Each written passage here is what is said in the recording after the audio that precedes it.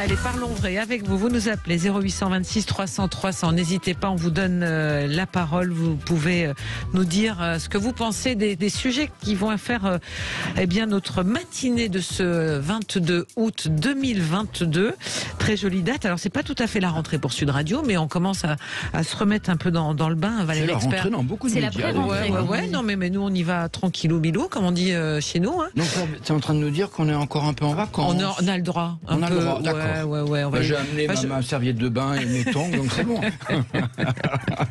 Bon, ils sont déjà là et on les en remercie. Alors, avec nous, qui est à distance, Yves Damecourt. Bonjour Yves. Bonjour. Porte-parole du mouvement de la ruralité. Tout va bien? Bel été? Pas trop chaud? Bel été, je pense pas en Gironde. Comment ça se passe en Gironde aujourd'hui? En fait, là, je suis pas en Gironde, je suis dans la Sarthe. C'est pour ça que je me suis mis à un endroit où on capte. J'ai mis ma voiture. Comment ça, il n'y a pas de réseau? Il n'y a pas de réseau dans certains coins, c'est pas possible. Noémie Alioua, bonjour. Bonjour. Essayiste, journaliste pour I24 News. Tout à fait. Passez de belles vacances? Écoutez, très très bonnes vacances, oui, tout à fait. Le retour est un peu difficile. Pas trop chaud? Il fait pas très chaud ce matin à Paris, mais on espère que le beau temps va encore perdurer quelques semaines. Il faut un petit peu de pluie quand même. Hein. Oui, un peu. Moi, j'ai vu des sourires chez les gens quand il s'est mis à pleuvoir. Parce qu'on a eu une canicule qui a été très violente. Mais ça fait du bien. Moi, je déteste la chaleur parce que la chaleur, on a beau enlever les vêtements, il y a un moment, on peut plus rien faire. Alors que l'hiver, bon. C'est vrai. Puis ça fatigue beaucoup. C'est un sentiment bizarre, la chaleur forte. Eh bien, vous venez de l'entendre, Nicolas Jeanneté, directeur des centristes et conseiller de Paris. Là aussi, les vacances ont été bonnes? Elles étaient en Charente-Maritime, en famille. On a beaucoup fait la fête, on a bien mangé. Mais c'est revenu le 13 août. Ouais, ça paraît loin. C'est comme le vélo, ça y est, c'est fini. C'est fini. Allez, on va discuter avec vous.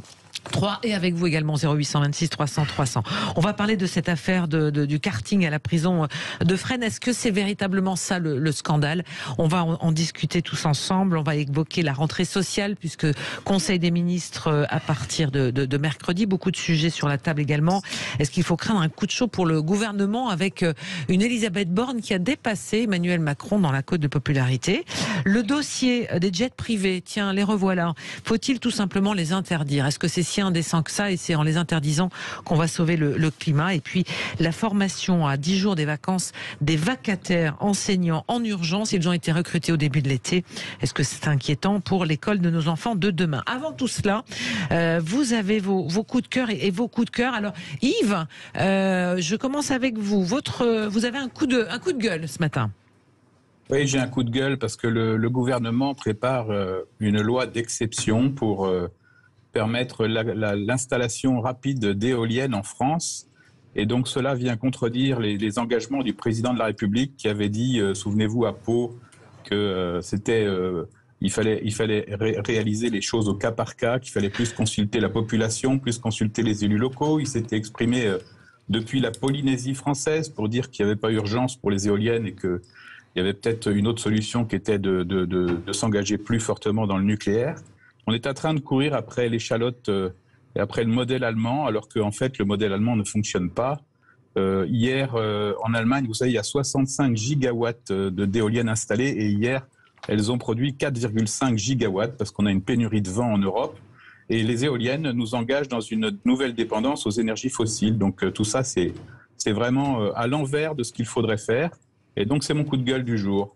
Mais est-ce que c'est pas, on va dire aussi, parce que ça concerne aussi, si j'ai bien lu le pré-projet du texte de loi, également l'installation des panneaux photovoltaïques, la volonté d'aller plus vite et d'être plus efficace également, parce que les panneaux photovoltaïques, il y a quelque chose quand même de surprenant, c'est que les bâtiments agricoles, les grandes surfaces, tout ça pourrait être rapidement, en tous les cas, de manière assez efficace, équipé en panneaux photovoltaïques et ne pas faire, comme dans certaines zones, des déforestations pour installer des champs de photovoltaïques. Donc, est-ce que finalement, il faut peut-être pas aussi accélérer un peu les choses à certains endroits quand c'est nécessaire, Yves? Aujourd'hui, ça existe déjà. Les grandes surfaces ont une obligation de production d'énergie photovoltaïque. Donc, on voit d'ailleurs fleurir un petit peu partout sur les toitures des grandes surfaces, sur les parkings des grandes surfaces, sur les surfaces déjà artificialisées, des panneaux photovoltaïques. Par contre, il y a des projets un peu fous, comme ce projet d'installation de 1000 hectares de panneaux photovoltaïques dans la forêt des Landes. J'espère qu'il ne verra pas le jour. Je crains que les incendies ne le facilitent, parce que à l'époque, quand on s'est mobilisé contre ce projet, on se mobilisait contre la déforestation. Aujourd'hui, il est au cœur de la partie qui a été incendiée. Et donc j'espère que les promoteurs de ces projets abracadabrants vont pas profiter des incendies pour installer des panneaux photovoltaïques sur les surfaces incendiées. Nicolas. Là, on paye, je suis d'accord avec ce coup de cœur, on paye l'absence de politique énergétique du président Macron dans son premier quinquennat et ses valses d'hésitation. On a fermé les centrales, on les rouvre. Nicolas Hulot a fait du lobbying. On a fermé finalement la centrale et maintenant on décide de les rouvrir. Donc c'est plus grand n'importe quoi. Et pendant ce temps-là, on a énormément perdu sur 2 sujets. Le sujet que vous venez d'évoquer, les panneaux photovoltaïques. Je ne comprends pas qu'en France, on est très en retard. Pourquoi nous n'avons pas équipé, par exemple, l'ensemble des supermarchés et des grands bureaux, les toits de ces grands bureaux, les entrepôts, mais même les supermarchés. Non, mais je parle de ça parce qu'il y en a plein. Mais même nos supermarchés dans les milieux ruraux, pourquoi on ne les a pas équipés de panneaux photovoltaïques? Et puis on a aussi beaucoup de retard. Alors là, c'est un vrai débat, je ne vais peut-être pas rentrer sur ce débat. Moi, je suis contre l'éolien sur terre, mais je suis pour l'éolien en mer, très loin des côtes, et lorsqu'il y a une vraie enquête qui inclut à la fois pêcheurs, représentants de la faune et habitants, mais on a énormément de retard, et Yves, je pense, ne va pas me contredire, on paye là l'absence totale, l'hésitation du précédent quinquennat dont Macron était encore président de la République. Yves, allez-y. Et je voudrais signaler que la totalité des projets éoliens en mer qui sont prévus par le gouvernement produiront in fine l'électricité que produisait Fessenheim. Donc tout ça est un énorme gâchis. Oui, mais en même temps, on voit bien aussi, d'autre côté, les centrales, la moitié du parc est à l'arrêt pour des problèmes de fissures, ce qui n'a rien à voir avec tout le reste, parce qu'il y a des fissures qui n'ont pas été prévues ou qui n'étaient pas prévisible par les ingénieurs d'EDF. Donc il faut bien trouver une solution pour ne pas se retrouver, parce que visiblement on va vers des pénuries d'électricité. On a fermé Fessenheim et on a acheté à quelques kilomètres de là, en Allemagne, de l'énergie carbonée produite par les usines à charbon. Donc c'est totalement... C'est transitoire.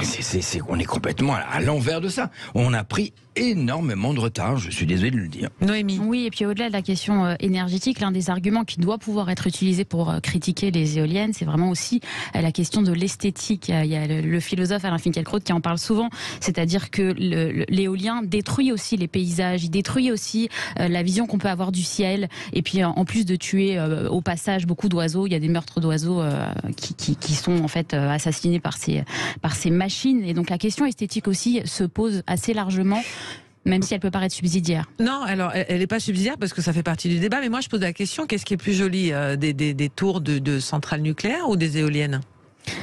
Écoutez, à mon avis, c'est pas la même proportion. Non, c'est pas la même proportion. Les tours de centrales nucléaires sont sur un espace quand même relativement fermé et plus petit. Moi, je suis, encore une fois, je le rappelle, je suis contre les éoliennes à la campagne. Je suis pour les éoliennes très très loin en mer, invisibles de la côte, et dans des espaces où la faune est peut-être moins importante. Mais de toute façon, il faut bien trouver aujourd'hui des énergies renouvelables. Si on n'a pas un peu d'éoliennes et beaucoup de panneaux photovoltaïques, comment on va faire ? Oui, vous avez vu que la Norvège va baisser ses livraisons d'électricité parce qu'ils n'ont pas assez d'eau. Donc on va effectivement vers des pénuries d'électricité visiblement pour le courant de l'hiver. Yves, la question esthétique, j'ai envie de dire, il y a de moins en moins de place sur le territoire où on peut encore installer des éoliennes. Oui, puis en plus de ça, il n'y a pas que la question esthétique, il y a aussi la question électrique et sensibilité à l'électricité, parce que les éoliennes, on en met partout. Ensuite, on enterre des réseaux d'électricité un peu partout. Il y a beaucoup d'animaux et d'humains qui sont électrosensibles. Les éoliennes, lorsqu'elles ont un aimant permanent, diffusent des nanoparticules de terre rares dans l'atmosphère. Tout ça pose des problèmes de santé, et le principe de précaution qu'on applique pour tous les sujets un peu partout, on ne l'applique pas du tout pour les éoliennes. Donc il y a un vrai sujet aussi de santé publique. Voilà, donc ce projet de loi qui est en préparation et qui sera effectivement au cœur de la rentrée, on va y revenir dans un instant. C'était le coup de gueule de Yves. Noémie, vous aviez un coup de cœur, vous ? Oui, alors sans doute que déjà vous en avez beaucoup parlé ce week-end, peut-être depuis hier déjà, mais je pense que c'est un sujet vraiment important parce que c'est finalement la levée d'un tabou assez tenace. C'est donc ces propos du ministre de l'Intérieur qui a évoqué évoqué et qui a fait écho de cette surreprésentation des étrangers parmi les délinquants. Donc je rappelle les chiffres qu'il a donnés, 48% des gens interpellés pour des actes de délinquance à Paris sont des étrangers, 55% à Marseille, 39% à Lyon, et il met les formes, c'est-à-dire qu'il dit il ne s'agit pas de jeter l'opprobre sur tous les immigrés, de dire que tous les immigrés sont des délinquants, c'est faux, évidemment que c'est faux, mais il s'agit d'autoriser ce constat et de ne pas criminaliser les gens qui font ce constat. Et on sait que jusqu'à maintenant, c'était réservé, souvent on le dit, à l'extrême droite, de pouvoir autoriser ce genre de discours. Le fait que le ministre de l'Intérieur s'en saisisse, je crois que c'est une bonne chose pour dire aux gens, vous n'êtes pas fous, ce que vous voyez existe, mais il y a de la nuance à apporter. C'est un fait, c'est un constat, et il faut voir ce que l'on voit, comme on dit. Cette mise au point, en tous les cas, cette clarification que vous saluez, Noémie, Nicolas, vous la saluez aussi, ou alors vous dites il y a trop de Darmanin en ce moment, ça a été l'été. Je trouve qu'il y a un problème de nom. Et j'étais ce week-end à 2 reprises sur CNews et je me suis pris la tête en direct avec des représentants de l'extrême droite française. Aujourd'hui, qu'est-ce qu'un immigré ? Je ne comprends pas la question. La délinquance, aujourd'hui, essentiellement, est due à des Français de 2e et 3e génération. C'est-à-dire des jeunes qui sont issus d'immigration. Vous contestez les chiffres du ministre de l'Intérieur ? Non, je ne conteste pas. Parce oui. C'est quand même on est en train Gérald de dire... Darmanin qui nous a dit que ce n'est pas l'extrême droite. On est en train de dire immigration égale délinquance. Non, je ne suis pas d'accord. Je ne suis pas d'accord. Je ne suis pas d'accord. L'immigration, oui, dans l'immigration de ceux qui émigrent aujourd'hui, il y a sûrement une part de délinquance, et notamment nous, par exemple, dans le 15e. Et dans Paris, je finis, et dans Paris, il y a ces fameuses bandes de jeunes mineurs étrangers isolés, qui sont souvent d'ailleurs des majeurs, mais qui sont finalement pas si nombreux que ça. Alors ils détruisent la vie, bien évidemment, des Français et des Parisiens, mais c'est des jeunes qui sont primo-délinquants déjà dans leur pays, souvent orphelins, qui sont drogués dans leur pays et qui sont repérés par des mafias qu'ils font traverser et qu'ils font ensuite qu'ils utilisent en France pour voler. Mais aujourd'hui, dans beaucoup de prisons françaises, le problème de l'intégration, il vient pas de ces gens-là. Vous savez bien qu'un jeune qui immigre aujourd'hui, qui traverse le Sahara, qui traverse la Libye, qui va sur un canot, qui risque sa vie, eh ben aujourd'hui, il bosse. Attendez, je finis. D'accord, voilà, je finis juste. Il est dans des CFA, il bosse comme un fou, et j'en ai plein de témoins sur ce sujet. Aujourd'hui, on parle des 2e et des 3e générations, c'est-à-dire ces jeunes nés en France, de parents immigrés, qui ont aujourd'hui du mal à s'insérer, et qui en sont en rébellion contre l'État français, et c'est ceux qui font aujourd'hui des rodéos. C'est pas des migrants qui font des rodéos, c'est pas le jeune migrant africain qui a traversé la Méditerranée qui s'amuse à faire du rodéo et qui s'amuse à foutre le bordel, entre guillemets. C'est malheureusement un problème d'intégration. On a raté une étape, on a raté une politique de la ville, on a raté une certaine génération qui d'ailleurs refuse d'aller à l'école, qui est en rébellion contre son professeur, qui est en rébellion contre l'élu, qui est en rébellion contre la police, et c'est ce jeune-là aujourd'hui qu'il faut essayer de rattraper et remettre dans le droit chemin. Alors on va faire laisser la réponse à Noémie dans un instant. On va s'arrêter, on a une petite pause à faire et puis on continue sur cette question et sur les propos de Gérald Darmanin hier dans les colonnes du JDD qui parlait effectivement de la délinquance avec ces chiffres qui peuvent être lus peut-être sous deux pieds. Allez, à tout de suite sur Sud Radio. Et on est en compagnie d'Yves Damecourt qui est porte-parole du mouvement de la ruralité, Noémie Alaoui, essayiste et journaliste pour I24 News, et Nicolas Jeanneté, directeur des centristes et conseiller de Paris. Alors, on en était au propos, à l'interview donnée hier par Gérald Darmanin dans les colonnes du journal du dimanche, où il parle effectivement du problème de la délinquance et qu'il veut durcir encore et toujours la réponse à la fois policière et sur le plan carcéral. Alors, pour être très précis, Gérald Darmanin, question de notre confrère du JDD, on lui demande s'il fait le lien entre immigration et délinquance. Gérald Darmanin répond que non, que lui, le petit-fils d'immigré que je suis, ne fait pas le lien entre immigration et délinquance, que vous disiez, Noémie. Mais il serait idiot de ne pas dire qu'il y a une part importante de la délinquance qui vient de personnes immigrées. 48% des gens interpellés pour des actes de délinquance à Paris, 55% à Marseille, 39% à Lyon sont des étrangers. En France, les étrangers représentent 7,4% de la population et 19% des actes de délinquance. Ça, c'est les chiffres nationaux. Bien sûr que l'étranger n'est pas par nature un délinquant, mais il est évident que nous avons un problème de délinquance étrangère. Fin de citation du ministre de l'Intérieur. Moi, je suis pas d'accord. Voilà, c'est trouver un bouc émissaire. Est-ce que c'est pas une réponse politique pour essayer de trouver, bien sûr, et d'aller en accord avec l'extrême droite. Là, on est en train de torpiller des émigrés qui fuient aujourd'hui le dérèglement climatique, qui fuient les guerres. C'est qui les immigrés? Ces Africains aujourd'hui, c'est des Afghans. Vous êtes quand même au courant que la plupart des immigrés immigrent pour des raisons économiques. Oui, bien sûr. Et pas pour des raisons climatiques encore, même si ça pourrait venir dans les. Et vous croyez qu'un migrant qui migre pour des raisons économiques, aujourd'hui est un délinquant, veut devenir un délinquant? Non, il y a des délinquants immigrés, je le dis. A fait la nuance, mais par contre, on peut rentrer dans des explications psychologiques. Alors je voudrais donner la parole à Yves aussi, qu'on n'a pas entendu sur cette question. Est-ce que c'est finalement une réponse, on va dire, plus politique que d'avancer un vrai sujet qui est toujours aussi clivant de toute façon dans la société française? Moi, je pense que ce qui est important dans ce qu'a dit le ministre, d'abord, il ne se lance pas dans des statistiques ethniques qui sont interdites en France. Il regarde simplement la nationalité des délinquants. Donc, c'est quand même important de savoir que les gens de nationalité étrangère sont plus représentés parmi les délinquants que les Français, qu'ils soient d'origine immigrée ou non. Là, en l'occurrence, on ne parle pas des Français d'origine immigrée, on parle simplement des délinquants qui ne sont pas français.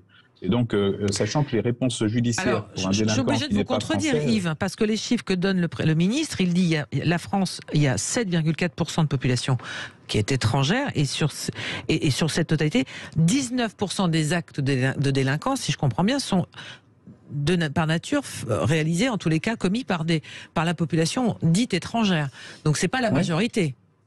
Non, mais elle est surreprésentée parmi les délinquants, alors qu'elle représente 7% de la population française et 19% des actes de délinquance. Donc elle est surreprésentée parmi les délinquants. Voilà. Et donc comme la réponse judiciaire n'est pas la même selon qu'on est français ou étranger, puisque vous savez que quand on est étranger et qu'on est délinquant, on peut être renvoyé dans son pays. Donc voilà, donc c'est tout, c'est une statistique, il faut la prendre comme une statistique. Ce n'est pas du cas par cas, ce n'est pas Mais il a raison, raison de parler ainsi. Mais moi, je pense qu'il a raison. Les statistiques, elles servent. Voilà. D'ailleurs, c'est la France qui a inventé les statistiques. C'est un dénommé Charles Dupin, qui était centriste d'ailleurs, qui était sénateur et député, qui a fait la première carte de France chloropète, la première carte du monde, avec des statistiques, parce que les statistiques éclairent le politique. Alors après la décision politique, c'est autre chose. Mais la statistique, elle est quand même très intéressante. Bien sûr, bien sûr. Allez, on continue le tour des coups de cœur et des coups de gueule, et on termine avec vous, Nicolas. Vous aviez un coup de gueule. Oui, en même temps, d'abord un coup de cœur. D'abord un coup de cœur pour Sanna Marin, je crois que Sanna Marin, oui. Voilà, Sanna Marin, qui a 36 ans, qui est la plus jeune chef de gouvernement du monde. Elle est en Finlande, un pays comme important, très important en ce moment parce qu'elle a une frontière avec la Russie et qu'elle a demandé son adhésion à l'OTAN. Et c'est une femme politique, je dirais, normale, qui aime faire la fête, qui est jolie. 36 ans. 36 ans, qui s'amuse. Et justement, c'est peut-être là son défaut, c'est d'être finalement pas un robot, mais une femme politique normale. Et cet été, elle a fait, comme vous et moi j'imagine, des fêtes au sein de ses amis, au sein de ses familles. Peut-être une fête un peu plus arrosée que d'habitude, où elle s'est lâchée, où elle a dansé, parce que cette femme aime bien danser, comme moi d'ailleurs. Et mon coup de cœur, j'en viens à mon coup de gueule, pardon, c'est bien sûr contre les réseaux sociaux qui se sont acharnés de façon incroyable durant la semaine dernière, où on a montré bien évidemment des extraits de ces soirées un peu olé olé, même pas d'ailleurs, où elle danse, où elle s'amuse avec ses amis, avec d'autres ministres d'ailleurs, et où on va jusqu'à dire, mais si elle s'amuse autant, c'est qu'elle doit être droguée. Et donc, on a obligé, les médias l'ont obligé, ces tribunaux médiatiques que sont devenus aujourd'hui Twitter, Facebook et les autres, l'ont quasiment obligé à faire un test de drogue pour prouver que finalement, elle n'était pas dans son état normal, alors que je pense, et elle l'a garanti qu'elle était dans son état normal, que c'était des vacances, qu'elle avait le droit à un moment de prendre des vacances et de s'amuser. Et c'est là que vient le débat.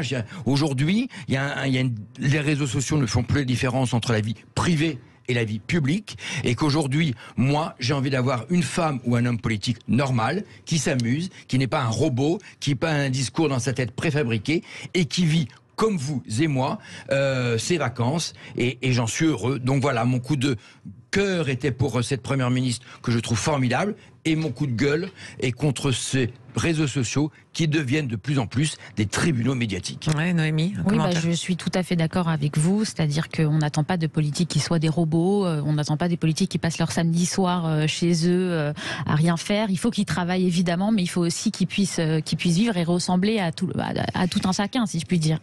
Donc peut-être, c'est évidemment ce qui a posé problème, c'est le fait que cette vidéo soit devenue publique et donc que ça puisse éventuellement écorner son image. Mais dans les faits, elle n'a rien fait de transgressif et de si grave que ça. Est-ce que c'est grave, Yves, selon vous, cette parenthèse, on va dire, d'une première ministre qui fait la fête et puis finalement qui est obligée de se justifier sur toute la ligne? C'est très curieux d'ailleurs que ça vienne de la Finlande, parce que moi j'ai habité en Finlande pendant 3 mois lorsque j'étais étudiant. Et l'été, c'est vraiment le moment de toutes les fêtes, puisque la Finlande, l'été, le jour dure 24 heures quasiment, hein, le jour de Midsummer notamment, alors que le reste de l'année, c'est très triste, les gens sont chez eux, etc. C'est vraiment un peuple qui fait la fête en juillet-août, parce que c'est vraiment le moment de l'année où il y a du jour, etc. Et donc quasiment, ces jours-là, on ne dort pas. Et en plus de ça, en Finlande, le président de la République, le Premier ministre se baladent comme ça très naturellement. Ils n'ont pas de garde du corps, il n'y a pas de... Voilà, c'est vraiment un pays où tout ça est très, très cool. Donc je ne comprends même pas d'ailleurs que ça émerge d'un pays comme ça où ces sujets-là, normalement, ils sont bien plus en avance que nous sur ces sujets-là. Alors la polémique est quand même venue parce que c'est effectivement, elle est première ministre, il y a des tensions à la frontière et elle a demandé effectivement l'adhésion de l'OTAN. Et donc les journalistes, et notamment certains journalistes de Finlande, ont dit mais si à ce moment-là il y avait un problème à la frontière, il y avait des décisions importantes à prendre, est-ce qu'elle était en état de les prendre? Elle a répondu oui, parce qu'elle était juste en train de s'amuser, mais j'imagine qu'elle a derrière elle un cabinet et aussi des généraux qui auraient pu prendre à sa place, effectivement, des prises de position. Est-ce que c'est justement pas ça? C'est-à-dire d'aujourd'hui d'avoir l'hyper-contrôle d'une communication, qu'elle soit politique, personnelle, publique. Il y a effectivement aujourd'hui des gens qu'on ne voit pas. Vladimir Poutine, on ne le voit pas. Par exemple, il n'est absolument invisible partout, sauf à de rares exceptions près. Et aujourd'hui, c'est les réseaux sociaux qui font finalement le tri entre ce que l'on peut dire ou pas dire. C'est pour ça qu'ils sont aujourd'hui devenus des tribunaux médiatiques et qu'il faut qu'on fasse attention. On est dans une société hyper médiatisée et entre tous ces réseaux sociaux, maintenant, même nous, même vous et moi, on fait attention maintenant. J'étais en Charente-Maritime, j'ai mangé une belle gaufre avant d'aller à un festival. Je me dis, est-ce que je la poste sur Instagram ou pas? Parce qu'on va me dire, tiens, on mange des gaufres, on n'est pas en train de travailler. Oui, mais c'est les vacances. On a aussi le droit de se détendre et d'être des gens normaux parce qu'on est des gens normaux. Voilà. Oui. C'est pour ça que s'il y a une erreur qui a été faite dans cette affaire, c'est effectivement la diffusion de cette vidéo. Alors, est-ce que c'est ses amis qui l'ont fait sans forcément la prévenir? Mais c'est peut-être ça l'erreur qui a été faite. Allez, on va refermer les coups de cœur et les coups de gueule parce que dans un instant, les infos de 11h et juste après, on va ouvrir nos débats autour de la prison de Fresnes avec cette émission de télé Koh-Lanta, ces vidéos de karting. Justement, tiens, on parlait de vidéos qui sont diffusées. Ces vidéos qui ont été diffusées qui provoquent un tollé autour de cette prison. Alors, est-ce que le vrai scandale sont les vidéos de karting ou c'est tout le reste? On va en parler avec nos débatteurs, Yves Damecourt, Noémie Aliwa et Nicolas Gente, et également avec vous, 0826 300 300. On a d'autres sujets pour vous. Les jets privés, tiens, si vous avez un jet, vous êtes prêt à le ranger au garage? Si vous habitez à moins de 2 heures d'une ville où vous avez l'habitude d'aller pour les week-ends, allez, on va se poser la question, parce que c'est, paraît-il, ça qui pourrait sauver le climat. À tout de suite. Et on est avec vous au 0826 300 300. Vous nous appelez, on vous attend, vous êtes les bienvenus en compagnie d'Yves Damecourt, porte-parole du mouvement de la ruralité, Noémie Aliwa, essayiste et journaliste pour I24 News, et Nicolas Gente, directeur des centristes conseillers de Paris. Alors on en vient à notre premier sujet de la matinée, cette vidéo dont on vient de parler dans l'info de 11h, cette vidéo de la prison de Fresnes avec ces images de karting qui font beaucoup parler et réagir surtout à droite aussi. Alors, qui savait quoi de cette émission de télé-réalité qui se rapproche de Koh-Lanta, hein? C'était un projet éducatif, hein, puisque la direction de la prison dit qu'elle était au courant et que tout avait été validé, que le karting était conduit par éventuellement d'autres personnes, mais qu'il n'y avait que 2 détenus qui conduisaient le karting. Il y avait beaucoup d'autres opérations qui étaient menées. Est-ce que le vrai scandale, c'est ça, ou est-ce que c'est l'état de nos prisons, comme certains le disent? Alors, je vous propose d'écouter Louis Bayard, qui est le député de la NUPES, la France Insoumise, qui était l'invité ce matin de Benjamin Glès sur Sud Radio. Écoutez sa réaction à cette polémique. Je pense qu'il faut prendre un petit peu de recul sur cette affaire. C'est pas le quotidien d'une prison. J'ai visité la prison de Fresnes en utilisant mon droit de visite parlementaire. Et c'est une prison qui est vieille de 128 ans. C'est un très très vieux bâti. Et en fait, là-bas, il manque de plein de choses. Par exemple, ils n'ont pas de glacière. Donc les aliments, ils pourrissent. Les promenades, elles ont été divisées par 2. Donc la prison de Fresnes, le quotidien, il ressemble pas à ce qu'on voit sur ces images où un vidéaste a, avec plusieurs associations caricatives, organisé cet événement. Enfin, il faut avoir un peu de mesure. Ça fait 2 jours qu'on en parle. Et surtout, on est en train de donner une mauvaise image de ce que c'est que la prison, notamment la prison de Fresnes. Non, ce n'est pas le quotidien des prisonniers. Les prisonniers, là-bas, ils ont des aliments qui pourrissent. Par exemple, ils se baladent même pas 2 heures par jour. Sinon, ils sont enfermés à l'intérieur. Il faudrait voir à quoi ressemblent les cours. Donc, on n'est pas honnête. On n'est pas honnête et on n'est pas mesuré par rapport à cette polémique. Alors, est-ce qu'il a raison, Louis Bayard, quand il dit qu'on n'est pas honnête avec ça? Qui c'est qui veut commencer? Nicolas? Oui, moi je veux bien commencer, et je vais peut-être d'ailleurs vous surprendre, pour moi qui suis un élu de droite, de centre-droit, et ben je n'ai pas été si choqué que ça. Alors oui, l'image tue, j'imagine le karting était l'image de trop, mais au-delà des premières polémiques, on s'aperçoit d'abord que ceux qui ont joué à ce jeu purgeaient des peines courtes. D'abord, mieux, ils étaient des auxiliaires d'étage, comme on appelle, c'est-à-dire qu'ils avaient fait leurs preuves au sein de la prison et ils étaient responsables de leur étage, et donc en responsabilité déjà. Et troisièmement, c'est exceptionnel. Il y a tous les jours des matchs de foot, il y a tous les jours des cours de cuisine, il y a tous les jours un ensemble d'événements qui sont organisés dans les prisons pour ces jeunes. Alors peut-être que c'était l'image de trop, mais finalement, je trouve pas que ce soit si choquant que ça.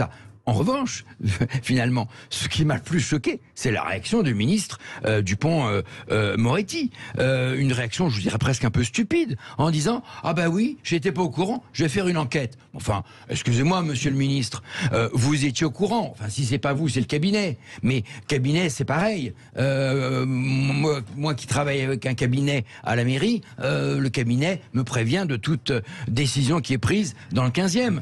Et encore une fois, et là je rejoins pour une fois le député de la France Insoumise, oui, cette polémique cache finalement la vraie réalité. Alors, effectivement, la surpopulation carcérale, le manque d'activité, mais surtout un chiffre très important, 31% des détenus qui sortent récidivent ensuite. Et c'est ça, finalement, l'information la plus importante. Et la prison ne prépare pas à l'insertion, notamment par l'apprentissage. Et ça, pour moi, c'est aujourd'hui très important. Et c'est ça le message qu'il faut essayer de faire passer. Oui. Yves Damecourt. Moi, ces images, elles m'ont mis mal à l'aise parce que, en fait, je me mets à la place des personnes qui ont été victimes d'un certain nombre de détenus de Fresnes et puis à qui on envoie à la figure ces images qui sont très bien tournées, etc. Et qui donnent l'impression qu'à Fresnes, c'est la colonie de vacances, quoi.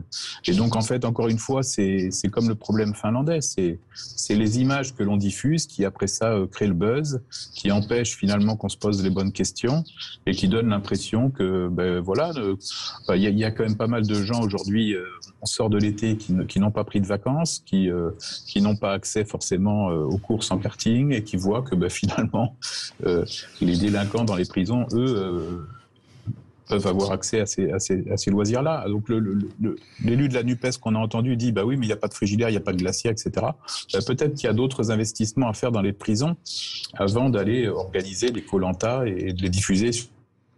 Oui, Alors, en sachant que c'était un jeu qui était organisé également au profit d'associations et qui a coûté 0 € aux contribuables. Voilà. Soyons précis. Mais c'est vrai que l'image, il a raison, en partie, l'image tue, et c'est les réseaux sociaux, encore une fois, comme la polémique avec le Premier ministre Alain, qui a finalement tué cette opération exceptionnelle, mais qui était un peu trop exceptionnelle. Les kartings, on avait l'impression effectivement que c'était le Club Med. Donc l'image a tué. Bon, voilà, mais ça cache pas derrière le vrai problème. Ils auraient fait un tour en VTT avec des images en VTT, ça passait mieux que le karting. Bien sûr, tout simplement. Ils auraient fait une sortie près de Toulouse. J'ai trouvé ces images totalement indécentes et un petit peu pareil. J'ai pensé aux victimes de personnes qui sont dans cette prison. En sachant que sur les gens en karting et les vidéos, c'est pas forcément des détenus. Je le dis, il y a que 2 détenus qui ont utilisé les kartings. Donc voilà. Et des gens qui travaillent dans la prison aussi. C'était justement le but, c'était de rétablir le lien entre guillemets les matons et les gens qui sont incarcérés. Mais en fait, la vraie question qui se pose, c'est quel est le rôle de la prison ? À quoi sert la prison ? Est-ce que la prison, ça sert à punir ? Et dans ce cas-là, on se dit que ces gens qui sont malgré tout incarcérés doivent purger une peine. Vous dites que 31% des personnes récidivent. Alors on se dit peut-être qu'ils vont avoir envie de récidiver tous les 2 jours s'ils peuvent avoir du karting et une belle vie. Je trouve que les images sont... Pas non mais voilà, les images sont révoltantes. Mais l'autre question qui est légitime et qu'on a tous posé autour de cette table, c'est la question des conditions qui sont déplorables en prison. Je lisais un témoignage ce matin d'une personne qui expliquait qu'à Fresnes, on pouvait prendre que 3 douches par semaine, et même en temps de canicule. Donc ça, on se dit que c'est quand même des conditions qui sont inhumaines.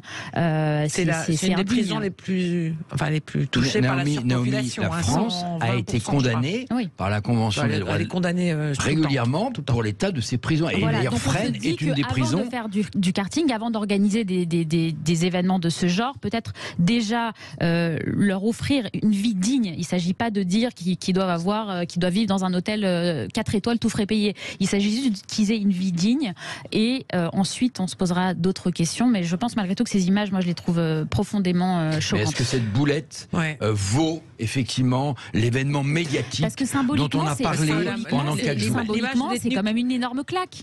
L'image de détenus qui s'amusent. Ah oui.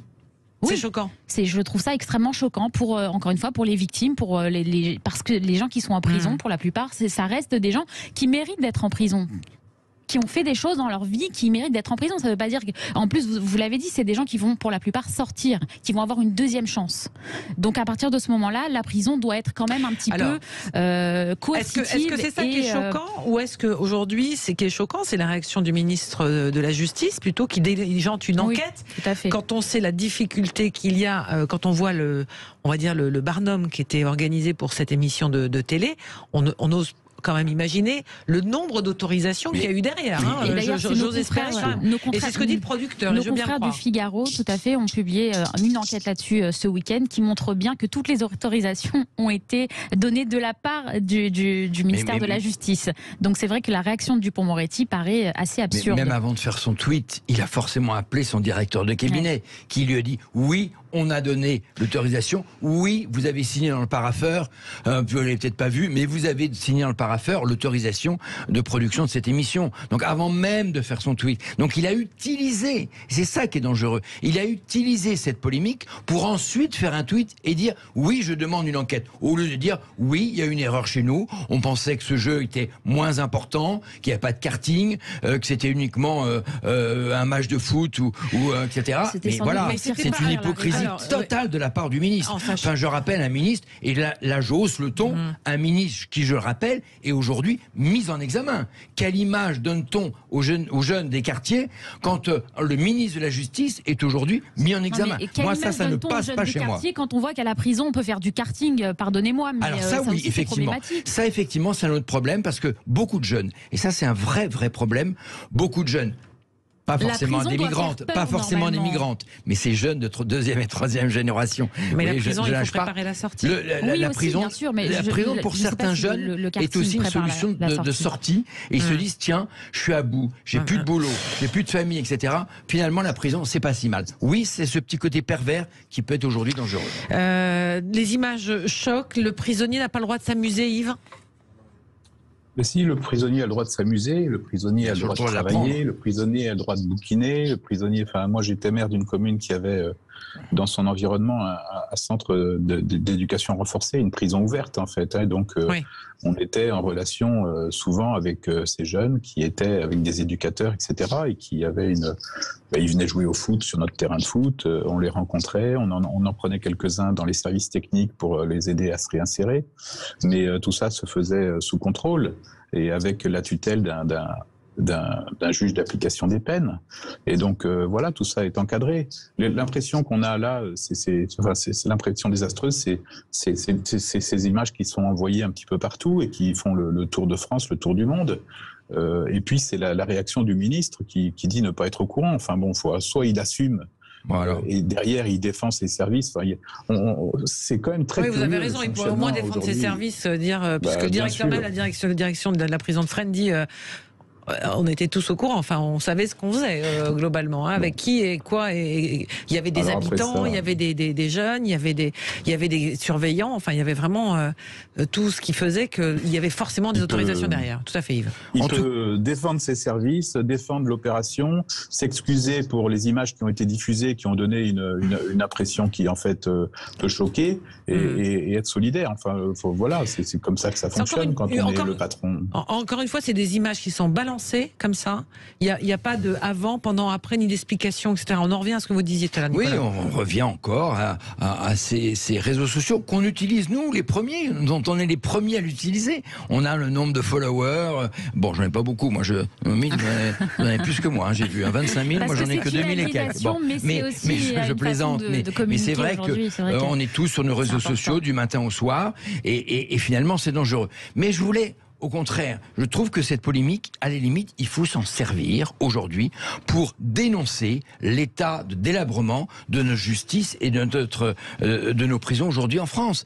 N'oubliez pas que le 8 juillet, on l'a pas vu passer beaucoup, est sorti le rapport des États généraux de la justice, qui va d'ailleurs recommencer bientôt. Et ben, ce rapport constate un état de délabrement avancé de la justice. Il manque 1500 magistrats, il manque 3000 greffiers, il manque 2000 auxiliaires de justice. Enfin, au lieu de polémiquer là-dessus, attaquons-nous aujourd'hui au vrai sujet. On a aujourd'hui en France une réponse pénale qui n'est pas assez rapide, qui n'est pas assez puissante. Nous n'avons pas assez de places de prison. Enfin, soyons sérieux. Chaque quinquennat ou chaque septennat avant, on nous promettait 15 000 places de prison. Aujourd'hui, on n'a que 3000.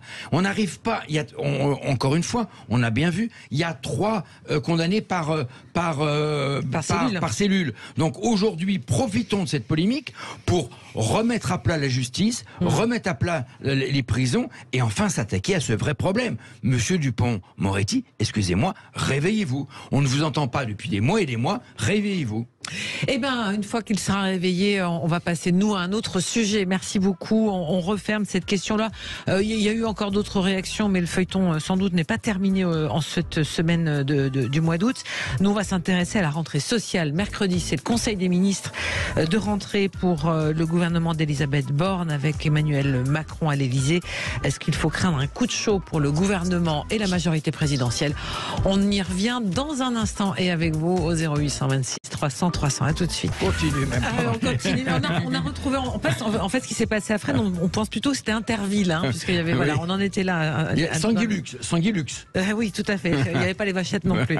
Allez, on est avec vous au 0826 300 300 également. Yves Damecourt, porte-parole du mouvement de la ruralité, Noémie Aliwa, essayiste et journaliste pour I24 News, et Nicolas Genté, directeur des centristes et conseiller de Paris. Alors, mercredi, dans 2 jours, 48 heures, c'est la reprise et c'est la rentrée pour le gouvernement d'Elisabeth Borne, avec beaucoup de dossiers sur la table. Alors bien sûr, l'inflation. On nous dit que le pic a été atteint au mois de juillet, donc ça voudrait dire que ça redescend. Mais il va y avoir sur la table la réforme des retraites, la réforme de l'assurance chômage, la crise climatique. Tout à l'heure, on en parlait avec Yves, les projets de loi sur les énergies notamment, et les restrictions qui vont venir également cet hiver. Beaucoup de choses. Est-ce que ça va bouger? Est-ce que les syndicats qui ont appelé à un mouvement unitaire, mais pour l'instant, il n'y en a que 2 qui ont signé ça fin septembre. Est-ce que tout ça peut faire tache d'huile comme ça se passe actuellement en Grande-Bretagne, ou au contraire, au vu de la nouvelle représentation nationale, finalement, les porte-voix du peuple sont à l'Assemblée et donc on pourra rééquilibrer les choses. Est-ce qu'il faut craindre un coup de chaud pour le gouvernement? Qui veut commencer sur ce sujet? Parole aux dames. Tiens, je vais commencer avec vous, Noémie. Écoutez, on verra si c'est effectivement la rentrée de tous les dangers. Alors, je ne suis pas Madame Irma, mais la question est-ce qu'on le sent? Parce que des fois, on sent. La question qui me paraît la plus sensible parmi toutes celles que vous avez évoquées, c'est vraiment la question de la crise de l'énergie et de l'augmentation vraiment du coût des hydrocarbures, du carburant, du chauffage, du gaz. C'est là qu'il y a un potentiel d'explosion, d'une possible révolution sociale à la gilet jaune. Je pense qu'elle pourrait se jouer là, sur cette question de la crise de l'énergie, dans le contexte de la guerre en Ukraine, avec Emmanuel Macron qui a reçu d'ailleurs le prince saoudien pour essayer de voir comment est-ce qu'on pourrait éventuellement revoir notre façon de commercer sur ces questions-là des hydrocarbures. Ça pourrait être compliqué. Ça, c'est à ce niveau-là, si vous voulez, au-delà de la question d'Elisabeth Borne, de la rentrée scolaire. Alors c'est vrai qu'on verra aussi le vrai visage de notre ministre de l'Éducation qui pour l'instant est resté quand même, Pap Ndiaye, il est resté plutôt soft et plutôt en retrait. Là maintenant avec la rentrée scolaire il ne pourra plus le faire. Toutes ces questions vont évidemment se poser. On va avoir une rentrée très chargée d'un point de vue politique, mais là où il y a encore une fois je pense un potentiel de révolution sociale, c'est vraiment la question de l'énergie, la question de la crise de l'énergie et des hydrocarbures plus largement. Allez, on va au 0826 300 300 retrouver Abdelak qui est avec nous et qui nous a appelé. Bonjour Abdelak. Bonjour. Bonjour. Bonjour à vous. Bonjour. Bonjour. Alors, cette rentrée, vous la sentez dans un climat social tendu où vous vous dites on va laisser les parlementaires finalement rééquilibrer les textes, comme on l'a vu pour les premiers textes qui ont été votés lors du mois de juin-juillet? Écoutez, moi je vais être très cash. Je vais vous dire, si tout le monde cotise, et il y aura de quoi augmenter les salaires, il y aura de quoi augmenter la partie sociale, il y aura de quoi faire plein de choses.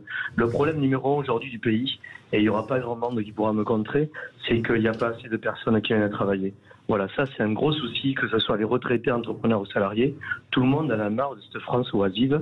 Voilà, il y a trop de gens qui ne travaillent pas, donc pas assez de gens qui cotisent. C'est pas normal, même les retraités, quand on passe nos vacances. Moi j'ai passé les vacances, il n'y a même pas le deuxième service parce qu'il n'y a pas de serveur, parce qu'il n'y a pas de cuisinier, parce qu'il n'y a pas de personne pour faire les gardes, parce qu'il n'y a pas de personne pour sécuriser, parce qu'il n'y a pas assez de policiers, parce qu'il n'y a pas assez de personnel à l'hôpital. Il y en a vraiment plein le cul. Donc il faut que les gens se remettent au travail. Voilà, c'est là-dessus qu'il faut réformer. Et une fois que tout le monde va cotiser, qu'on remette les gens au travail, il faudra trouver la bonne réforme. Là, on pourra discuter de tout. On pourra augmenter les salaires. Donc vous dites, le travail, les réformes, vous êtes d'accord, Abdelak, avec Emmanuel Macron qui dit justement il faut viser le plein emploi et favoriser donc le retour, quoi qu'il advienne, des gens vers un emploi. Quoi qu'il advienne. Bien sûr, les meilleures années de tous les pays du monde, c'est quoi? C'est le plein emploi, c'est le rêve économique de n'importe quel pays dans le monde. Le problème, c'est toujours l'emploi.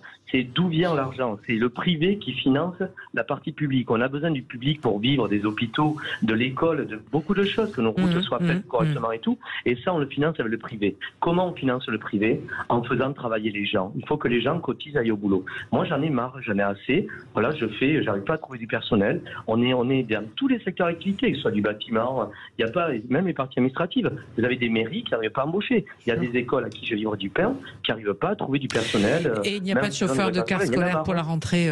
Enfin voilà, ça fait partie des dossiers un petit peu sur la table, un petit peu médiatique et symbolique, mais ça fait partie des choses.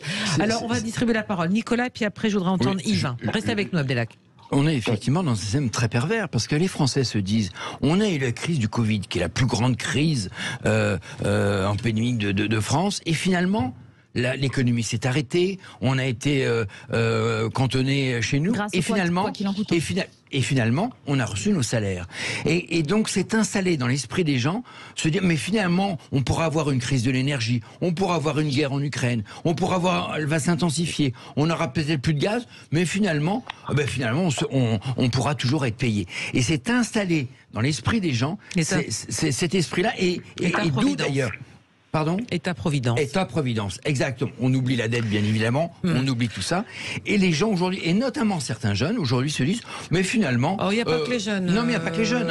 Mais on se dit, finalement, je serai payé, je vais toucher le chômage, je trouverai toujours une solution. D'où d'ailleurs cette crise de tension dans tous les métiers.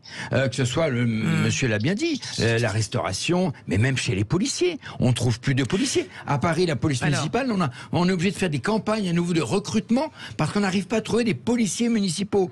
Les infirmiers, les serveurs, enfin, on a plein de métiers aujourd'hui qui sont aujourd'hui en crise. En crise et en tension. Yves, sur cette question-là, l'État-providence et maintenant, la vraie question qui se pose dans cette rentier, celle de l'emploi, c'est ce que nous dit Abdelak. Abdelak a raison. En fait, dans tous les métiers, aujourd'hui, on cherche des gens pour travailler. En agriculture, on manque de main-d'œuvre. Tous les artisans des métiers de bouche vous le disent. Les artisans du bâtiment aussi. Ils ne trouvent pas, on ne trouve pas de charpentier, on ne trouve pas de maçon. C'est dans tous les métiers. Là, je suis dans les Pays de la Loire. Eh bien, la région Pays de la Loire, qui est chargée des transports scolaires, cherche 120 chauffeurs de bus pour la rentrée scolaire. Donc, la rentrée scolaire, c'est demain. Et donc, tout ça, ça ne suit pas. Et derrière, on a des gens qui sont prêts à faire des formations, mais tout ça n'est pas organisé. Alors, quand ils vont à Pôle emploi, j'ai l'exemple en tête de quelqu'un qui a 54 ans, qui va à Pôle emploi, qui dit qu'il est prêt à passer son permis de transport en commun parce que pour bosser pour les transports scolaires, et on lui dit non mais 54 ans, on va pas vous faire une formation parce que ce sera pas un bon investissement parce que vous serez à la retraite dans 10 ans. Donc c'est hallucinant.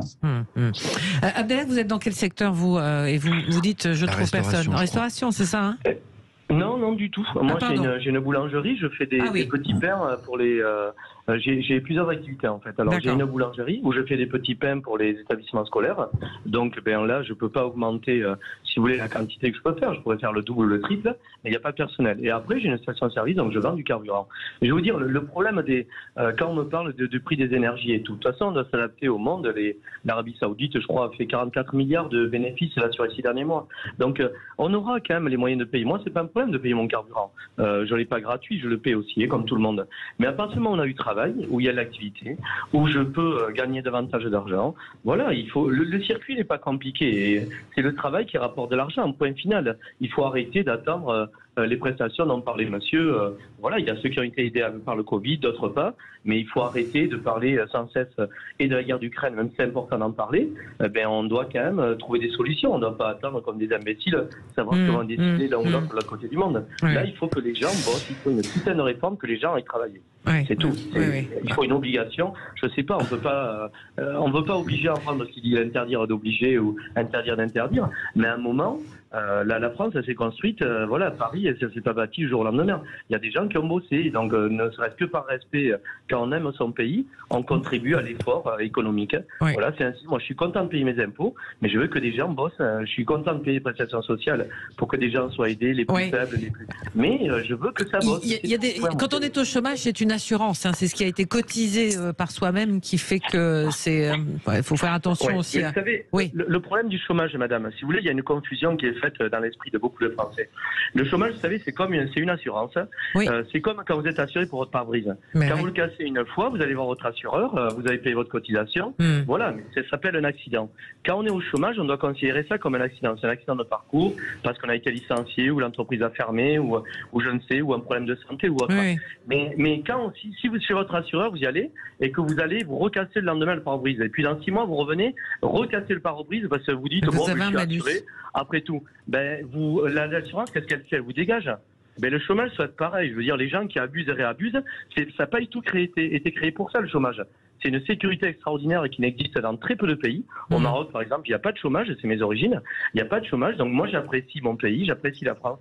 Voilà, pour tout ce qu'elle a. J'ai envie de sauvegarder le fait qu'on puisse soigner des gens de pays extérieurs, des enfants et autres. Mais pour ça, il faut qu'on cotise. Et cotiser, on se fatigue, on bosse, on a moins de vacances que c'est comme ça, c'est la vie. Il faut bosser. Merci pour le parler vrai, comme on dit sur Pour revenir à votre question, est-ce que la rentrée sera chaude? Est-ce que la rentrée il y aura une crise sociale? Je ne sais pas. Christine, vous avez parfaitement donné un élément de réponse. On a aujourd'hui un Parlement, un vrai Parlement, qui peut permettre justement de calmer une crise sociale et de débattre de ces questions-là. Et c'est nouveau, puisque pendant 5 ans, le Parlement était au bottes, effectivement, du pouvoir, et on ne pouvait passer aucun amendement, on pouvait passer des nuits entières à essayer de débattre pour essayer de passer un amendement. La preuve, même l'AAH sur le handicapé avait été proposé plein de fois par l'opposition et n'avait jamais réussi à passer. Moi, ce qui m'inquiète encore plus, en revanche, c'est que j'ai l'impression que la France manque de cap, manque aujourd'hui de grandes réformes. On a un président, il faut bien le reconnaître, qui a été élu par défaut. Il va y avoir un Conseil national de la rénovation. Je vais en parler. On a un président qui a été élu par défaut, qui a fait toute sa campagne contre l'extrême droite, et qui n'a fait d'ailleurs pas de campagne au premier tour, qui n'a fait une campagne qu'au deuxième tour. Et aujourd'hui, qui a été absent. On l'a pas vu parler pendant 3 semaines. On a eu une première ministre dont on a souvent dit qu'il a eu du mal à imprimer. Et on a eu un discours à Bormes-Limosa, je ne sais pas si vous l'avez entendu, mais c'était surréaliste.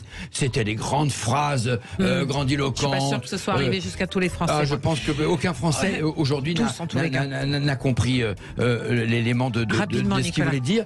Et aujourd'hui, effectivement, on peut s'interroger sur les grandes réformes qui vont être mises en place. Heureusement, encore une fois, qu'on a un Parlement qui va permettre ce débat. Allez, on va continuer encore sur cette question-là avec nos débatteurs ce matin, Yves Damecourt, Noémie Alewa et Nicolas Jeantet, juste après la pause. À tout de suite. Il va y avoir un coup de chaud pour le gouvernement, cette rentrée Conseil des ministres programmée mercredi, toujours avec Nicolas Jeantet, Noémie Alewa et Yves Damecourt. On parlait donc de ce Conseil national de la rénovation le 8 septembre qui est programmé par Emmanuel Macron. D'ici là, il a un programme chargé. Il va rencontrer les recteurs d'académie. Alors, il y a Conseil des ministres mercredi et préparation donc des événements climatiques de l'été. Donc, c'est là-dessus que ça va être axé, cette réunion à l'Élysée. Ensuite, il y a un tour par la préparation des JO. Jeudi, il va rencontrer les recteurs des académies pour évoquer la rentrée scolaire qui a lieu le 1er septembre.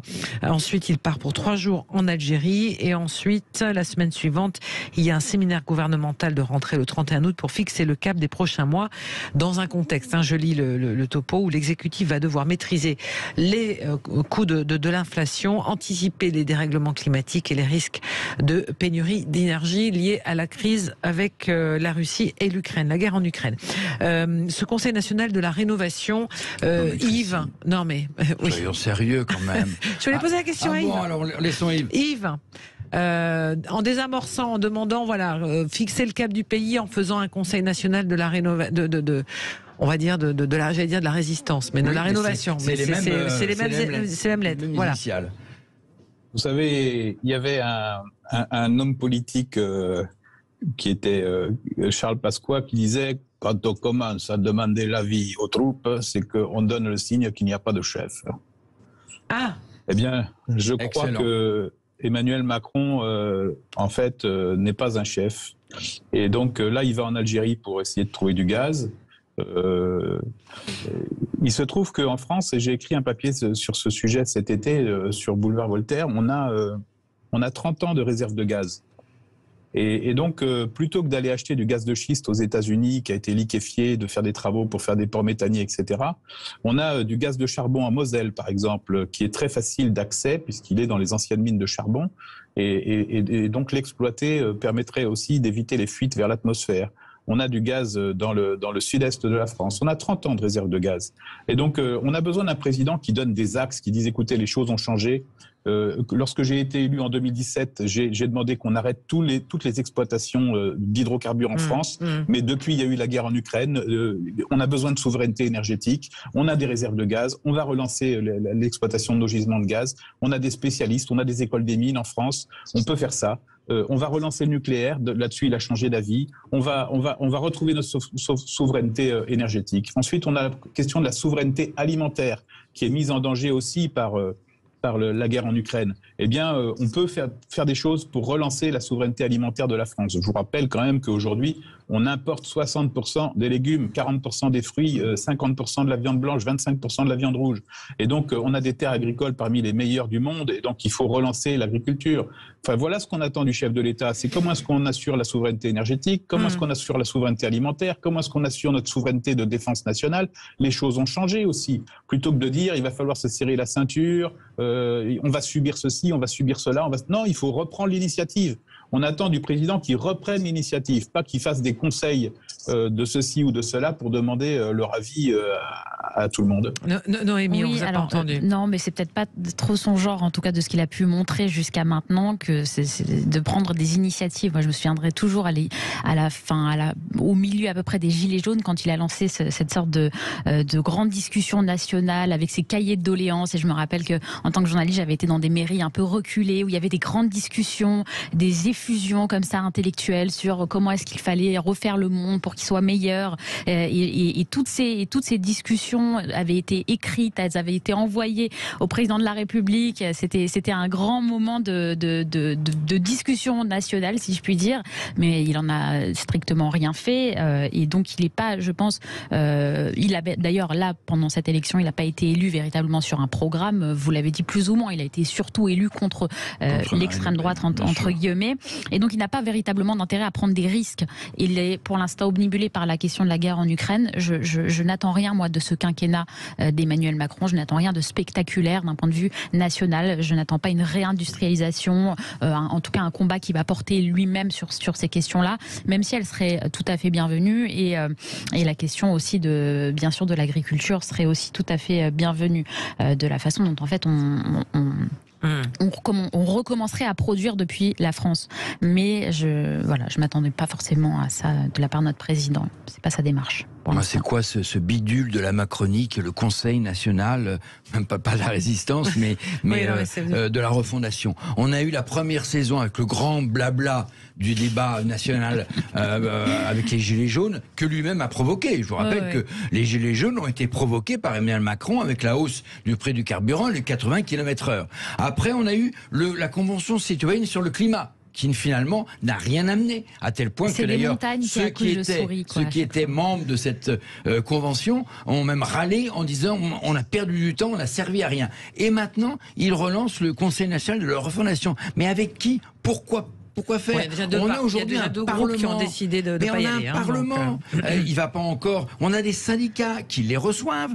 Les corps intermédiaires, on en a qui les reçoivent. Il les a tellement méprisés pendant son premier quinquennat. Et puis encore une fois, on a un parlement. Moi, je suis ravi que ce parlement, la configuration aujourd'hui du parlement, il y a des débats. Alors quelquefois un peu trop houleux, ça donne pas forcément une très très bonne image de la politique. Mais moins on débat, on a fait des avancées. Nous, par exemple, notre groupe politique, on a fait des propositions, elles ont été entendues, on a lancé des cris d'alarme avec Charles de Courson notamment, et je pense qu'aujourd'hui, on a un parlement fort et on a sorti du régime présidentiel pour vers un régime parlementaire. Maintenant, il faut que le président donne un cap, et pour l'instant, il est absent. Tiens, je fais une parenthèse. Est-ce que vous pensez que du coup, on aura un parlement, donc on va dire, qui va s'exprimer, faire des propositions un peu plus calmes et sereins, et pas trop à faire des...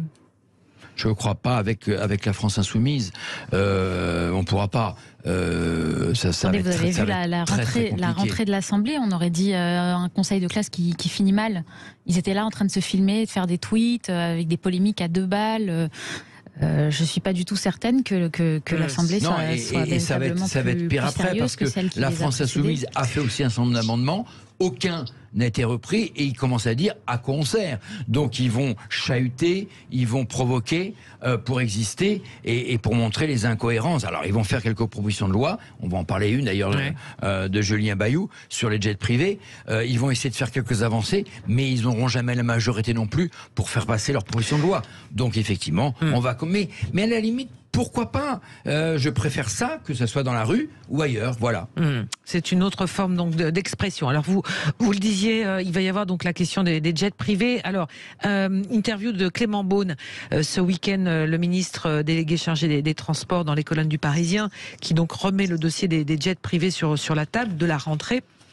Il dit, je pense qu'on va devoir agir et réguler les vols, car ça devient un symbole de la France, des efforts à faire en 2 vitesses. On ne peut pas demander un plan sobriété et demander aux gens de faire des efforts en termes d'économie d'énergie, et pas à ceux qui possèdent des jets, mais également des yachts. Voilà, la symbolique est forte, mais toujours est-il qu'il va y avoir on va dire de l'incitation ou de la régulation dans l'air, ne pas utiliser les jets privés quand on est à moins de 2h30 d'accès en train pour la loi climat et résilience. Est-ce que c'est démagogique? Est-ce que c'est utile de montrer que tout le monde va faire un effort? Est-ce que malgré tout cette symbolique n'a pas un certain sens? Bien sûr, c'est du bon sens. D'ailleurs, je pense que c'est du bon sens. C'est-à-dire qu'on peut pas demander... Julien Bayou a raison. Tout à fait. On peut pas demander aux communs des mortels de se serrer la ceinture, de ne pas utiliser le chauffage comme ils le voudraient pour l'hiver qui vient, et ensuite autoriser tous les jets privés pour des trajets courts en plus. Évidemment, c'est une mesure évidemment symbolique. Il ne s'agit pas de dire que ça va permettre de changer la nature du réchauffement climatique qui s'amorce, mais malgré tout, c'est une mesure symbolique qui a du sens et qui se tient. Alors d'abord, il y a un problème de séquençage dans cette affaire, parce que le gouvernement est un peu à la traîne, parce que c'est Julien Bayou qui est intervenu en premier, qui a fait une proposition de loi, annonce faire une proposition de loi pour interdire les jets privés. D'abord, excusez-moi, c'est encore tout ce que je déteste, c'est-à-dire l'écologie punitive. C'est-à-dire, on interdit au lieu d'essayer de trouver des solutions. Bon. Et après intervient en second plan le ministre des Transports qui dit « Ah oui, effectivement, on va étudier la façon dont et on va voir comment on va faire pour. » Bon, moi je trouve que c'est un faux débat. Oui, effectivement, 1 heure de jet privé équivaut à pratiquement les dépenses carbone d'une voiture d'un citoyen toute l'année. 1 heure pour 1 année. Bon, enfin, d'abord, c'est une décision qui doit être prise au niveau européen. Parce que c'est pas que si la France décide toute seule de prendre, de restreindre les jets privés, mais c'est une décision qui doit être prise au niveau européen. Ça ne sert strictement à rien. Bon, deuxièmement, est-ce qu'il n'y a pas... C'est le problème de l'Europe, c'est-à-dire qu'à chaque fois qu'on veut prendre une décision souveraine, on doit s'en référer aux grands monstres européens. C'est quand même problématique. Les jets privés, en général, ils vont pas de Paris à Saint-Tropez tout le temps. Ils vont de Stuttgart à Paris, etc. Il faut effectivement aller demander allégeance à l'Europe. Il faut que Clément Beaune fasse une proposition au niveau européen. Et puis deuxièmement, quelle image donne-t-on en termes d'attractivité économique? Et puis n'oublions pas que derrière ces jets privés, il y a des usines, il y a la main-d'œuvre, il y a des constructeurs, il y a des emplois, et que tout ça, et Sud Radio est bien implanté à Toulouse, je ne vais pas parler d'Airbus ou d'autres grandes entreprises, mais derrière ce sont des milliers d'emplois. On ne peut pas du jour au lendemain supprimer des jets privés. Puis même quelle liberté, quelle attractivité on donne à ces chefs d'entreprise, à ces grands patrons. Ça, c'est bien sûr l'écologie punitive, c'est le dogmatisme des Verts qui disent tout de suite, on est grands patrons, on a trop d'argent, on n'en dépense pas assez pour les employés et on pollue la planète. Désolé, c'est pas comme ça que ça marche. C'est des logies punitives et pas constructives. Yves, sur cette question, c'est de la démagogie. On va faire une petite coupure de pub dans un instant, mais allez-y. Moi, je pense que c'est de la démagogie pure. À Bordeaux, nous avons l'usine Dassault qui fabrique les Falcon. L'aérospatiale et l'aéronautique, c'est le premier contributeur à la balance commerciale de la France. Donc, quand on commence à dire qu'on a des doutes sur les jets, l'air de rien, on ne fait pas du bien à cette excellence française. Les yachts, c'est pareil. Il y a des chantiers navals un petit peu partout en France qui font des yachts qu'ils envoient un petit peu partout dans le monde, notamment sur le bassin d'Arcachon. Moi, je comprends pas ça. Enfin, on a un gouvernement qui a fermé Fessenheim quand même. C'est ça la faute originelle, et qui maintenant va dire bon, on va arrêter les jets privés parce que c'est pas bon pour la planète. Et le président, lui, quand il est au fort de Brégançon, il se fait prendre en photo avec son jet ski. Donc, tu as raison. Tout ça, ça n'a aucun sens. C'est juste des muletas pour occuper le monde pendant que finalement on prend pas les vraies décisions, et les vraies décisions on les attend. Et c'est pas le Conseil national de la rénovation qui va prendre les vraies décisions. Il faut que nos chefs prennent les vraies décisions. Alors, il y a plusieurs pistes qui sont envisagées. On va les évoquer dans un instant, notamment responsabilisation, réglementation et taxation, puisque le kérosène de ces avions n'est pas taxé. Donc ça fait partie des pistes envisagées par le gouvernement. Donc on continue sur les jets privés. Les yachts aussi font partie du package. Donc on y revient dans un instant. Et vous nous appelez, vous nous dites si vraiment il faut, même en termes de symbolique, réglementer l'utilisation de ces signes extérieurs d'extrême richesse. Allez, on se retrouve, à tout de suite. Allez, faut-il interdire, au moins réguler l'utilisation des jets privés? Interdire, non. De toute façon, ça va être compliqué d'interdire. Parce qu'il suffit d'aller au port de Genève. C'est ce que veut faire Julien Bayou. Julien Bayou, c'est interdire. Monsieur Beaune. Voilà, alors après, Beaune est arrivé à la traîne en disant on va essayer de réguler, etc. L'appel à la modération, est-ce que finalement, malgré tout, ça fait pas un peu de bien aux ultra-riches de leur dire ouais, il y a des fois, quand vous allez entre Paris et Bruxelles, le train, ça marche très bien. Le Thalys, c'est... Le pire, c'est que ce sont ceux des fois qui nous font des leçons de morale. Mais bien sûr que ça fait du bien de prendre le train. Et bien sûr que ça fait du bien de prendre le train. Mais les gens qui ont ces jets privés, là, qui sont généralement des citoyens du monde, on leur interdit de voler à plus de 2h30. Ben, ils vont dire que leur jet, ils vont l'immatriculer dans un aéroport qui est à 3 heures de Paris. Et comme ça, ils pourront voyager en France naturellement. Et on leur dira, ben, vous venez d'où? Ben, l'immatriculation du jet sera dans un pays étranger. Et donc, ça nous fera des taxes en moins. Enfin, tout ça, on s'adresse à une population qui sont des grands patrons, des citoyens du monde, des gens qui habitent dans les pays pétroliers, etc. Donc, le résultat, l'Assemblée va se faire plaisir. Pendant une semaine, on va en parler partout. La France prend un truc contre les jets privés. Et puis, au final, ça ne changera rien. Enfin, donc, voilà. Alors, je vous invite, si vous êtes curieux, ce compte Twitter qui s'appelle iFly Bernard. Je vais le suivre de ce pas. C'est l'objet de la polémique, d'ailleurs. C'est l'objet de la polémique. Le 23 juillet, il suit les vols, puisque vous avez maintenant des trackers radars qui sont parfaitement accessibles. Pour si vous voulez savoir où est l'avion de votre enfant qui est en train de partir en vacances, vous pouvez le suivre sur ce tracker-là. Et donc, il a suivi, par exemple, dans la journée du 23 juillet, dans la même journée, l'avion de François-Henri Pinault, il a fait un Paris-Rome, un Rome-Saint-Malo, 42 minutes. Alors, est-ce que c'est lui qui est dedans? On n'en sait rien. Et Saint-Malo-Paris dans la même journée. Donc, il y a beaucoup de déplacements aussi, ce qui peut expliquer cela, parce que si vous prenez les transports classiques et les lignes aériennes classiques, ce genre de déplacement, sans doute pour vos affaires, vous ne pouvez pas les réaliser. Ça, c'est fort possible. Noémie? Oui, non, alors juste une petite parenthèse. Moi, je pense tout de suite à ces célébrités là qui nous signent des tribunes dans Libération pour nous dire de ne pas manger de viande plus de 2 fois par semaine, qui nous font justement des énormes leçons de morale et qui sont les premières ensuite à prendre des jets privés. Donc c'est vrai que si vous voulez, en tout cas toutes les personnes qui sont là pour faire des leçons de morale aux commandes des mortels, qui commencent aussi par regarder ce qu'ils font eux-mêmes. Les grands patrons, les grands ou les grandes dirigeantes d'entreprises qui ont vraiment des emplois du temps souvent serrés, bon, est-ce que c'est si dérangeant?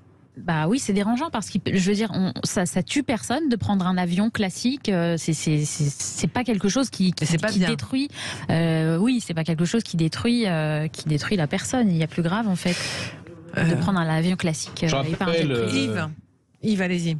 Je rappelle quand même que Jean Castex avait été épinglé le 2e tour des élections présidentielles.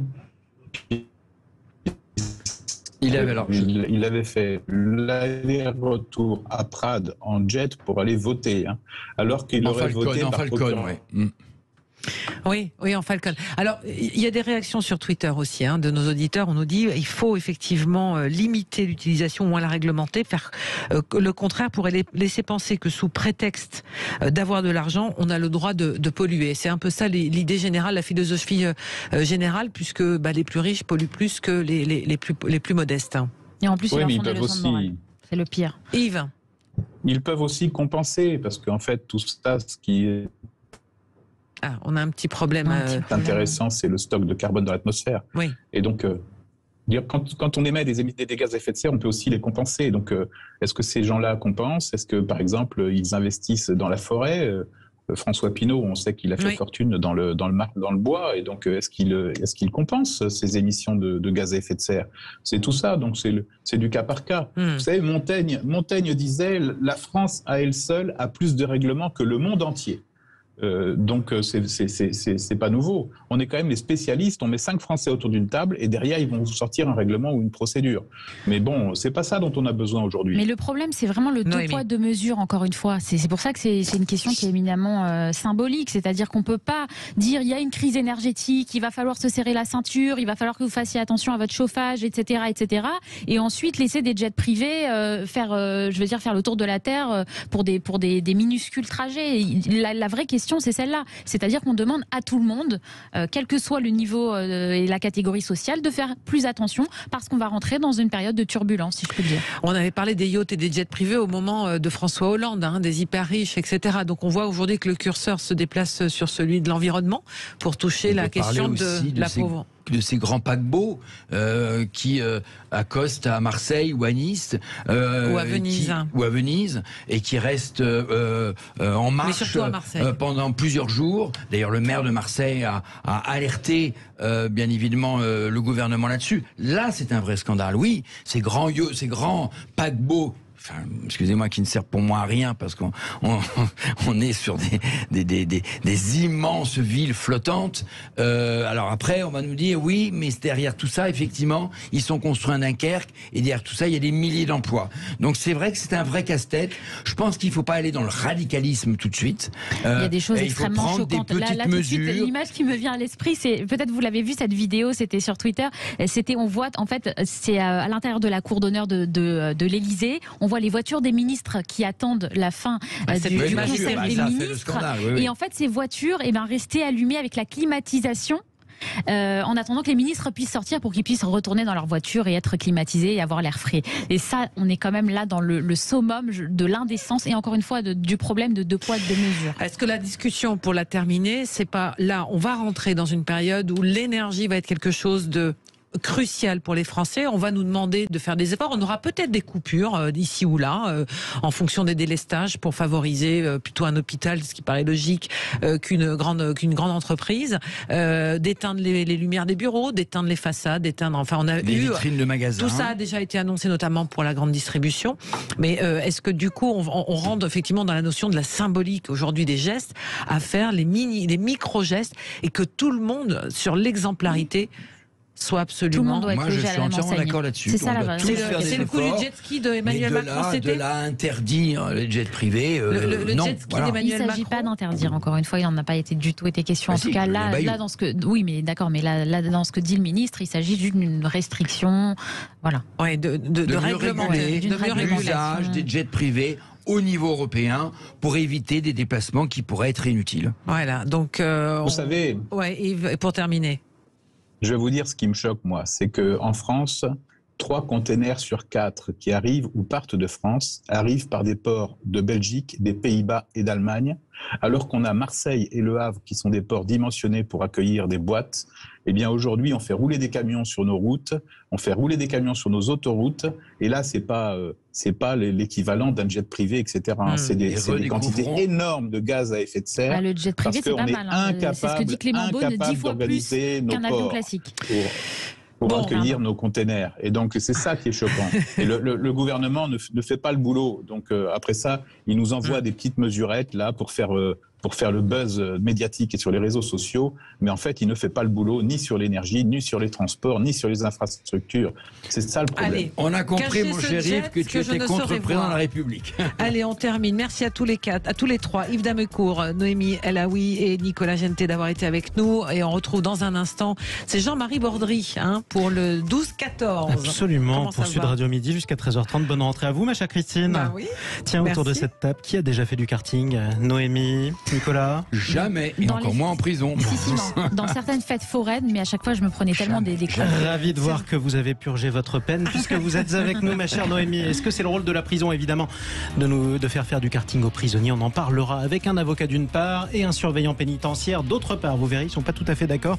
Évidemment, on va aussi parler de la rentrée malheureusement des élèves handicapés trop peu ou trop mal scolarisés. C'est le coup de gueule d'une association qui sera avec nous, l'UNAPI.